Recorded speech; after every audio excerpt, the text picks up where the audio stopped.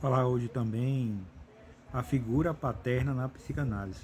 O que significa complexo paterno na psicanálise?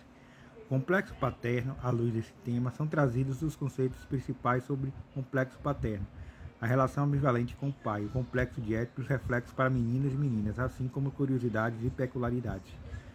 Adiante, de acordo com a psicologia, um complexo em um grupo de associações inconscientes ou fortes impulsos inconscientes, cujos quais pode ser positivo admirar e buscar figuras paternas em pessoas mais velhas, ou negativo, desconfiar ou ter medo. Sendo assim, o pai é um agente primordial e incondicional para a existência de um ser humano, isto é, a imagem do pai encontra-se no universo dos arquetipos. A imagem do pai. A imagem do pai sempre existiu na história da humanidade, desde sua era mais remota, seja ele como imagem espiritual desdobrada em atributos de personalidade de deuses paternos, como por exemplo os deuses patriarcais da mitologia grega. Assim, essas informações se fixam no psique e no inconsciente coletivo, onde se abriga o conteúdo do arquetipo. Dessa forma, o complexo paterno envolverá a relação pai e filho ou pai e filha e suas peculiaridades. Outrem, essa imagem envolverá a história de vida do indivíduo e colaborará para a formação do complexo, durante a formação da personalidade. A imagem do pai sob a dimensão coletiva de paternidade que se tem nos tempos atuais. A formação do complexo. A formação do complexo na psique ocorre de forma autônoma, em uma situação específica envolvendo uma imagem arquetípica determinada. E há o temor que sua força, em momento específico, provoque a desintegração da psique. Além disso, a formação ocorre quando não há base segura para o indivíduo lidar com um tipo de conteúdo. O complexo, quando acionado intensamente, leva a pessoa, o que vivencia, a uma condição de quase imobilidade emocional. Contudo, o complexo é a imagem de uma determinada situação psíquica, de forte carga emocional, além disso, incompatível com as disposições ou atitude habitual da consciência. Jung, 2011, página 43. O complexo de Édipo. Nessa linha, segundo Freud, o complexo de Édipo se refere a uma fase de desenvolvimento psicossexual da criança, a fase fálica, na qual ela começa a sentir desejo pelo elemento paternal do sexo oposto, e raiva e ciúme pelo elemento do mesmo sexo. Ademais, segundo Carl Jung, considera que o arquetipo patriarcal é o arquetipo da organização, e não deve ser privado apenas ao masculino, pois está presente na psique da mulher e do homem. Portanto, meninos e meninas podem acionar esse complexo. Somando os fatos, figuras paternas que praticam atos de negligência, outras formas de violência, tendem a incutir em seus filhos sentimentos de menos-valia. Além disso, há sentimentos de insegurança, baixa autoestima e dificuldade de estabelecer satisfatório relacionamento. Sobre a fase fálica.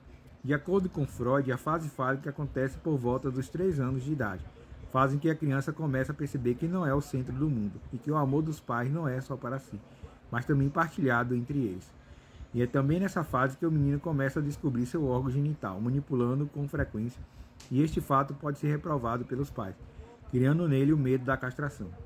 Essa situação pode fazer recuar diante do amor e desejo pela mãe, visto que o pai é um rival muito superior a ele. Enfim, este é um período determinante para o seu comportamento na idade adulta, principalmente em relação à sua vida sexual. Sobre o complexo de Édipo. Ainda segundo Freud, também por volta dos 3 anos de idade, o menino começa a afeiçoar-se com a mãe, desejando apenas para si. Mas como descobre que o pai também ama a mãe, sente que ele é o seu rival. Quando a criança não consegue eliminar o seu rival, é que o pai, ela pode tornar-se desobediente e ter algumas atitudes agressivas.